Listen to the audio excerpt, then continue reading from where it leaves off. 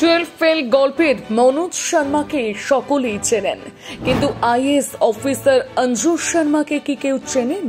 যিনি মাধ্যমিক উচ্চ মাধ্যমিক উভয় ক্লাসেই ব্যর্থ, পরীক্ষার খাতায় পেয়েছেন লাল কালির দাগ, আর আজ সেই মেয়ে দেশ চালাচ্ছে। বড় বড় নেতা আমলাদের সঙ্গে মিটিং করছেন। ব্যর্থতায় সাফল্যের মূল চাবিকাঠি প্রমাণ করে দিলেন তিনি। আরে আপনার মেয়ে ফেল করেছে, বিয়ে দিয়ে দিন, বেশি দিন বাড়ি রাখতে হবে না, বেকার ঘাড়ে ঝুলিয়ে রেখে শুধু টাকা ধ্বংস, ওর দ্বারা আর কিচ্ছু হবে না। পরীক্ষায় খারাপ ফল করলে এমনই কথা শুনতে হয় মেয়েদের, আর এমন গঞ্জনারও শিকার হতে হয় অঞ্জু শর্মাকে। পাড়া প্রতিবেশী আত্মীয়রা তার বাবা মাকে একই কথা বলতো, তবে অঞ্জু তো অঞ্জুই, নাছোড় বান্দা মেয়ে। ব্যর্থতা কি সেই সংজ্ঞা তার জানা নেই, তিনি শুধু জানেন পরিশ্রম করতে। তাই তো তিনি আজ দেশের সফল আইএএস অফিসার। তবে আজ সাফল্য হাতের মুঠোয় থাকলেও এক সময় পার হয়েছে নানান বাধা বিপত্তি। শূন্য থেকে শুরু করেছেন নিজের লড়াই। অঞ্জু তখন ক্লাস 10-এ পড়েন। সামনেই প্রি বোর্ড পরীক্ষা। বোর্ডের প্রথম পরীক্ষা, তার স্বাভাবিকভাবে মনে ভয় জেগে বসে। শুধু ভয় নয়, সেই সাথে নিজের আত্মবিশ্বাসও হারিয়ে ফেলেন। কেমিস্ট্রি পরীক্ষার আগের দিন রাতে রীতিমতন কান্নাকাটি শুরু করে দিয়েছিলেন, আর এই ভয়ে তার জীবনের ব্যর্থতা কারণ হয়ে দাঁড়ায়। মাধ্যমিকে বোর্ড পরীক্ষার আগে প্রি বোর্ড পরীক্ষায় হারতে হয়েছিল কেমিস্ট্রির কাছে। রসায়নে তিনি ফেল করে যান। এখানেই শেষ নয়, এরপর আরো বড় পরীক্ষা উচ্চ মাধ্যমিক। সেবার ইকোনমিক্সে পাশ করতে পারেননি, কিন্তু অন্যান্য সমস্ত বিষয়ে তার দুর্দান্ত নম্বর ছিল। তবে ওই যে নিন্দুকেরা নিন্দা করবেই, সেই সময় আত্মীয় স্বজন থেকে শুরু করে পরিবারের লোকেরা রীতিমতন উঠতে বসতে খোঁটা দিতে শুরু করে।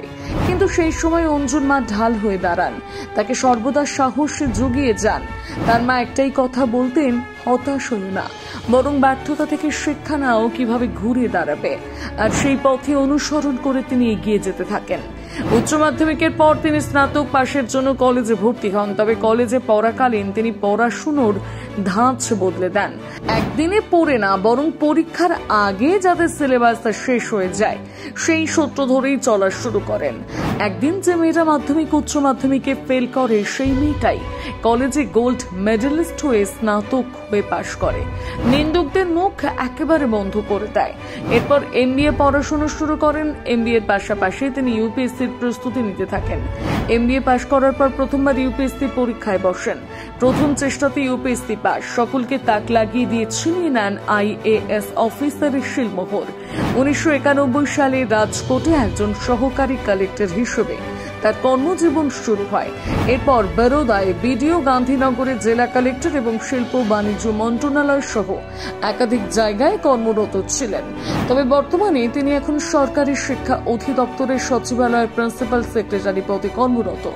অঞ্জু শর্মার একের পর এক সাফল্য সকলকে বাকরুদ্ধ করে দিয়েছে। যারা বলতেন মাধ্যমিক উচ্চ মাধ্যমিকে ভালো ফল না করলে জীবনে বড় হওয়া যায় না, তাদেরকে ভুল প্রমাণিত করে দিয়েছে এই আইএএস অফিসার। একটি সাক্ষাৎকারে তিনি জানান, আজ তার এই সাফল্য শুধুমাত্র বাবা মায়ের জন্য। তিনি যতবার দিশা হারিয়েছেন ততবার সঠিক পথে চালনা করেছেন একমাত্র বাবা মা।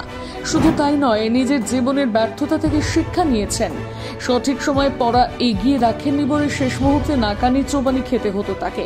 তাই আগে নিজের জীবনের সেই ভুল শুধরে নিয়েছেন এবং সকলের কটাক্ষের জবাব নিজের কাজের মাধ্যমে দিয়ে দিয়েছেন।